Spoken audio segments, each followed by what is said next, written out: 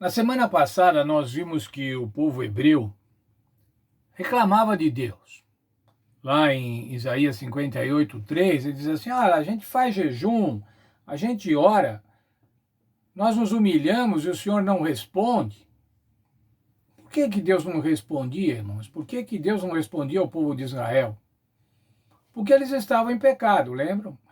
O Senhor disse: o jejum que eu gosto não é esse. O jejum é que vocês sejam solidários, é que vocês tenham amor ao próximo, que vocês pratiquem a justiça. E na condição que eles estavam, de injustiça social, de opressão, o Senhor não podia respondê-los. No capítulo 59, irmãos, no verso 1, a gente vê Isaías falando, Isaías 59, verso 1. Certamente a mão do Senhor não está encolhida para que não possa salvar, nem surdo o seu ouvido para que não possa ouvir. O Senhor não está surdo, o Senhor não recolhe a sua mão para não ajudar. O Senhor não se esconde para que nós não o encontremos para pedir auxílio, para nos ajudar. Mas o que acontece então, irmãos? O verso 2 desse mesmo capítulo, o verso 2 de Isaías 59, diz o seguinte: mas as vossas iniquidades fazem divisão entre vós e o vosso Deus, e os vossos pecados encobrem o seu rosto de vós, para que não vos ouça. Na tradução da linguagem de hoje, esse verso diz o seguinte: pois são os pecados de vocês que os separam do seu Deus. São as suas maldades que fazem com que ele se esconda de vocês e não atenda às suas orações. Olha, irmãos, como é que nós podemos pedir a Deus se nós continuamos acalentando o pecado? Aquilo que a gente sabe que o Senhor quer que não façamos, a gente continua fazendo. O pecado, irmãos, destrói o nosso relacionamento com o Senhor e, portanto, leva à nossa eterna ruína. Não porque o pecado afasta Deus de nós, mas porque ele nos afasta do Senhor. Quando nós pecamos, irmão, nós nos afastamos do Senhor. O pecado é uma atitude antagônica à vontade do Senhor. Quando pecamos, irmão, quando pecamos deliberadamente, nós nos afastamos do Senhor. E o Senhor, então, nos ignora. Veja como é, irmãos, está vendo? O Senhor não nos atende, o Senhor não nos escuta, o Senhor não nos vê, a menos que nós nos arrependamos plenamente. Na verdade, irmãos, nós gostamos de brincar de Deus, como já estudamos nesse trimestre. Queremos fazer a nossa vontade, queremos nos colocar no lugar de Deus, ou melhor, queremos nos colocar superiores a Deus, porque queremos fazer a nossa vontade e fazemos a nossa vontade em detrimento da vontade de Deus, olvidando a vontade de Deus. Mas vamos ver de novo, irmãos, essa questão do pecado que nos afasta de Deus. Por que nos afasta de Deus? E vamos voltar lá na criação, no livro de Gênesis, no capítulo 3. Livro de Gênesis, no capítulo 3. A gente vê o que aconteceu com o homem após pecar, após desobedecer a Deus. Gênesis 3, 8. Então, ouvindo a voz do Senhor, de Deus, que passeava no jardim pela viração do dia, esconderam-se o homem e sua mulher da presença do Senhor Deus entre as árvores do jardim. Tá vendo, irmãos? Não é Deus que se esconde, mas o homem se esconde. Não é Deus que se afasta, mas o pecado nos afasta de Deus. Quando Adão e Eva escolheram obedecer a Satanás, atender a Satanás e desconfiar de Deus, escolher servir a Satanás, escolher fazer a vontade de Satanás. Quando eles se deram conta do pecado, irmãos, eles procuraram fugir de Deus, se esconder de Deus.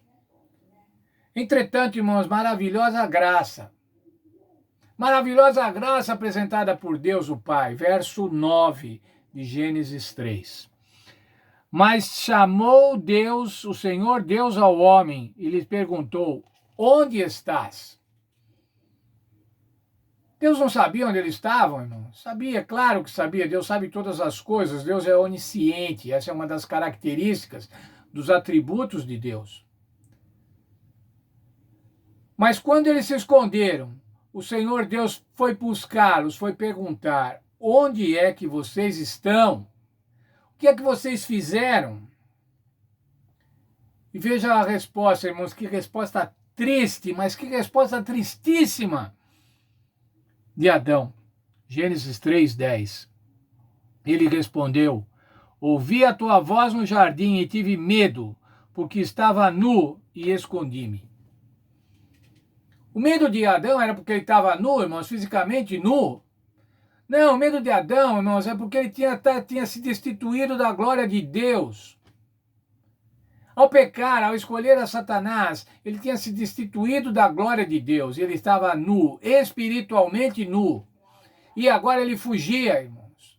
Fugia, tem medo. Quantas pessoas, irmãos, têm medo de Deus? E fogem de Deus. Fogem da presença de Deus. A Bíblia diz que endurecem o coração.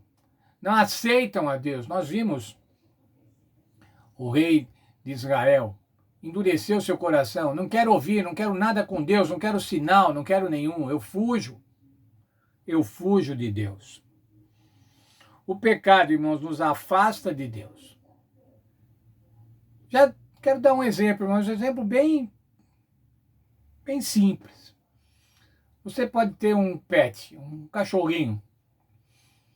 Você já viu, irmãos, quando os cachorrinhos fazem alguma bobagem, alguma besteira, quando eles tiram alguma coisa do lugar ou sujam onde não era para sujar? Você chama e eles fogem. E você vai atrás e eles abaixam a cabeça. Eles se escondem, eles querem se esconder. Por quê, irmãos? Porque eles sabem que fez a coisa errada. E agora, quando chega o dono, eles querem sumir. Nós, quando fazemos as coisas erradas, nós fazemos que nem os cãezinhos que fogem do seu dono. Nós fugimos de Deus, nós queremos achar um botão para desligar e sumir. Nos afastamos de Deus. Em compensação, irmãos, o Evangelho, as boas novas da salvação, o que fazem? Mostram que o Senhor está nos buscando, continuamente está nos buscando. Está nos buscando para nos salvar. Veja comigo, irmãos, para concluir o estudo de hoje. Ezequiel capítulo 18, verso 31 e 32. Lançai de vós todas as vossas transgressões com que transgredistes, e criai em vós um coração novo e um espírito novo. Por que razão morreríeis, ó casa de Israel? Pois eu não tenho prazer na morte de ninguém, diz o Senhor Deus. Arrependei-vos e vivei. Boas novas da salvação. Arrependei-vos e vivei.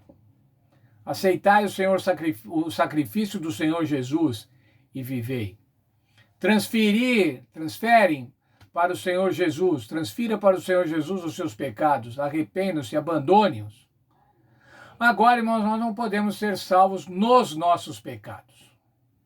Nós podemos ser salvos dos nossos pecados. O Senhor Jesus nos salva dos nossos pecados.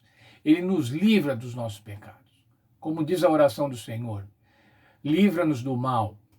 O Senhor quer nos livrar do mal. Ele não tem prazer na morte de ninguém, mas Ele quer que todos nós tenhamos a vida eterna. O pecado tem efeitos terríveis, irmãos, mas o Evangelho tem efeitos maravilhosos. O pecado nos mata e o Evangelho nos dá vida eterna. Vida eterna em Cristo Jesus.